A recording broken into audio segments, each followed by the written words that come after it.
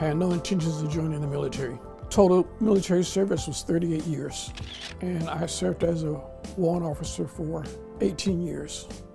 I started out as a personnel warrant officer, and then I progressed to a legal administrator working out of a JAG office. So during my 18 years as a warrant officer, I served in 2 MOSs. So you mentioned earlier that you were drafted. I received the letter, and I told my father, you get drafted, you get the letter, they tell you when to report, and that's what I did. I reported to Fort Wayne in Detroit. My first tour was in Weihingen, Germany, at Patch Barracks, and I served as a military policeman. And then eventually I received orders to go to Vietnam, and I served in Vietnam for about 8 months. Then they were given early outs, and I received an early out. Do you believe the military is a savior for the African American community? It may be a savior for some people. I don't know if it was a savior for me because I can't anticipate what the outcome would have been if I hadn't served. But back then, it was a way for people to get a new lease on life. The military, they provide some discipline, they give you some training, they help extend your network. What was your highest enlistment rank before becoming a warrant officer? Master Sergeant. I was the E8, and because I was the E8 when I became a warrant officer, I became a Chief Warrant Officer 2 instead of Warrant Officer 1. When I received orders to Warrant Officer School, I was only an E7. So I flunked the PT test and got recycled, made E8, and then went back. So that was by design on my part. I didn't want to be a W1. You had to be an E8 by the time you got commissioned. What made you decide to become a warrant officer? In my first reserve unit, there was a warrant officer. Nobody messed with him. He seemed to know everything, and I was impressed with him. And then in my next reserve unit, there were several warrant officers, and I got to know them, and they encouraged me to become a warrant officer. So I put in the packet, and I was accepted. What factors set you apart from your peers? I would say my uniqueness, that I was not afraid to let people know that I'm Farrell Chiles. I expect certain things, and that you would treat me with respect, and I would act accordingly to how you treated me. I did not have an easy road, but it was my road. What specific strategies do you believe African Americans should utilize to navigate their career path? They have to take responsibility for their career. They have to use whatever resources and people to help them get to where they want to go. You have to make allies.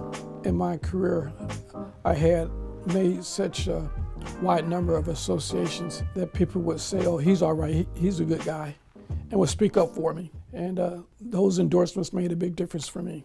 But you had to prove yourself first that you were worthy of someone speaking up for you and taking ownership, that they know you. Farrell, did you have mentors throughout your military career? I was self-motivated, but I had advisors. And every now and then I would go to an advisor and have a discussion about something. And they would give me their opinion or their point of view. But in the end, it was me who made the decision of what I wanted to do to help myself in my career. As an author, you've written a number of books. Why do you think it was important to share these stories about the contributions of African American warrant officers? I hadn't planned to write any books.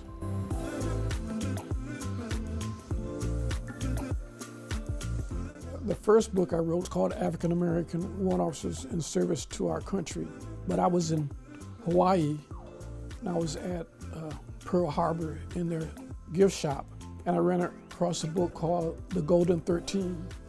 It was about the first 13 officers, African American, that served in the Navy. And one of those was a warrant officer.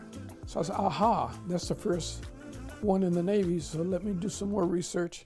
And I found out who the first one was in the Marines and the first one in the Coast Guard. And I kept searching, I could not find the first warrant officer in the Army. I did a part 2 because there were people that said, you didn't include me in your book. And I said, true, but I didn't know you. So I came up with the next book, and I think it was African American Warrant Officers, Their Remarkable History. And then I came up with my fourth book. I had planned to write a fourth book, but a lot of my female friends said, you didn't include us enough in your first 3 books. I thought I had, but I hadn't. So I went out and requested female African-American warrant officers to send me their bios and information and their photos and anything they wanted to share about their careers as a warrant officer. And it was African-American female warrant officers, the new trailblazers.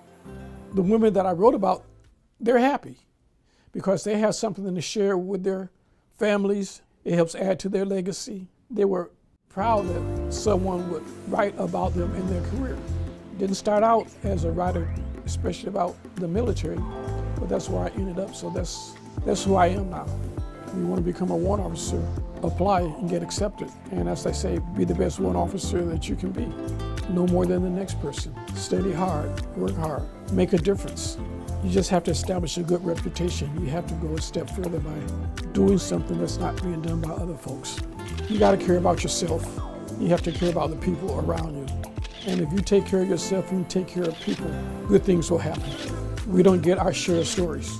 They're not published. Maybe we're the quiet professionals and don't tell our stories, but I think it's very important to tell the whole story about the military and about African American history. And we're part of that. And I didn't mind being the voice